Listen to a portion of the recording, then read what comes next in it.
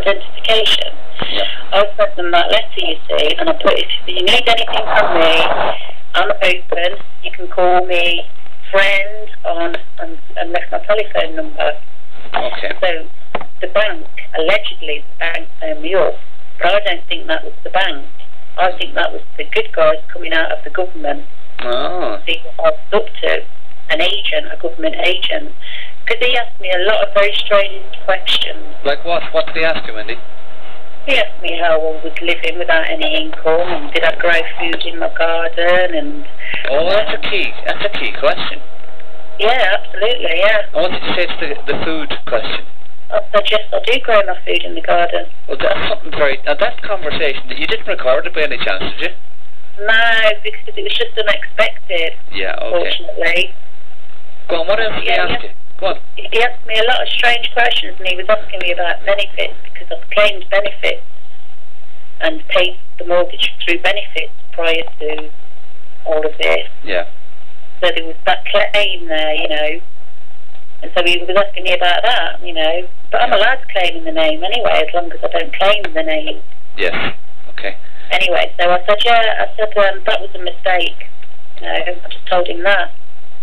Wow. And he said, you know, well, if you're not that name, you claimed in that name, isn't that fraud? And I said, well, that was a mistake. Okay. He knew the questions to ask you, didn't he? Because like I said, when you say there's been a mistake, everything before gets forgiven. But it's not fraud anyway, because you can actually use that name. Okay. Well, I'll tell you what, it's very telling. That I think, look, we'll never know. You never know and I'll never know what the call was about. But it's surmising, we'd say, because there's a key question there, and there's two actually. If he'd asked you about food, there's something here that we're very strong on in Ireland in terms of the Constitution in Ireland. And the place you dwell in, the home you're in.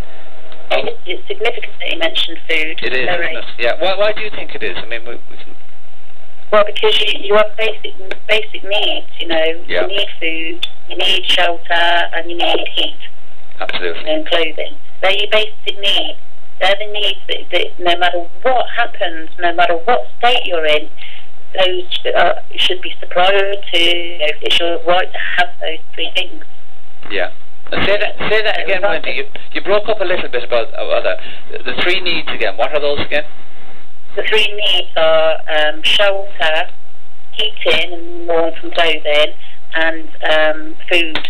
Okay. You know, they're food and water, obviously. They're your three basic needs. Yeah. And you're right. And no one can take those away from you. Very good, Wendy. No matter what, if you've got no money or anything, nobody can take those three rights away from you unless you allow them to do it. Very, very, very good point, Wendy. I was going to mention this in the context of what we were discussing.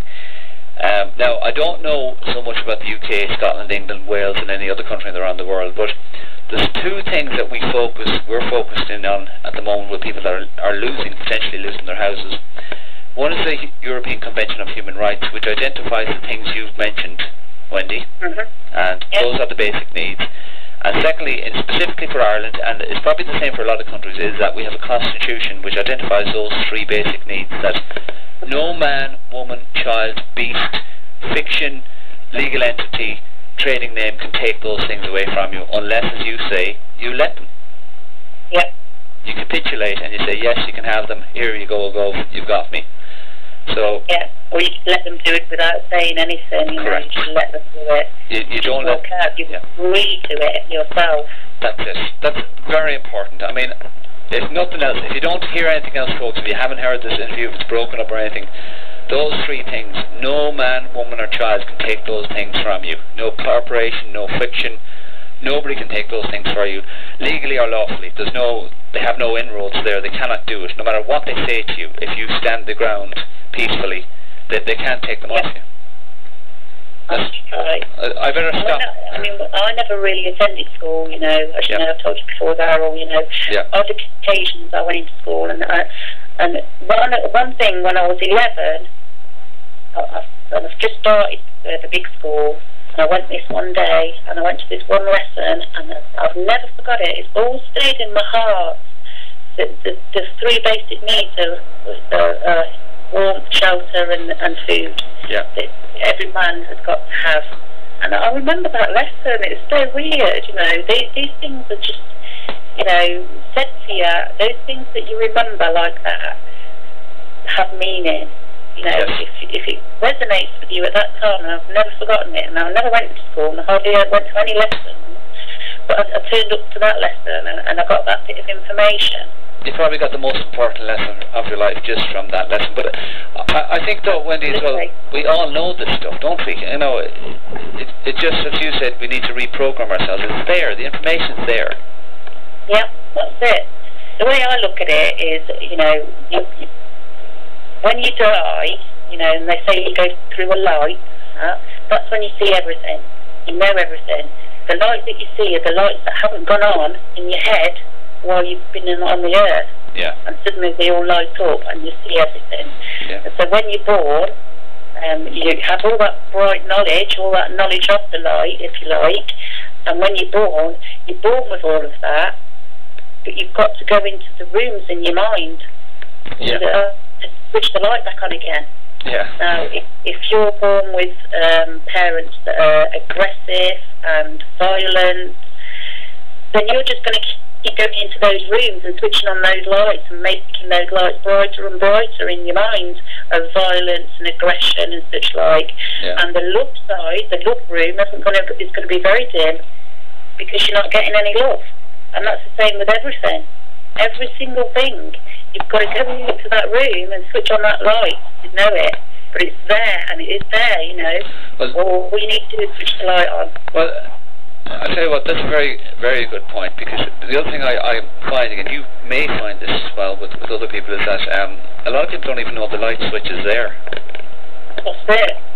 So I don't know the way to the room, let alone that there's a light there. Absolutely.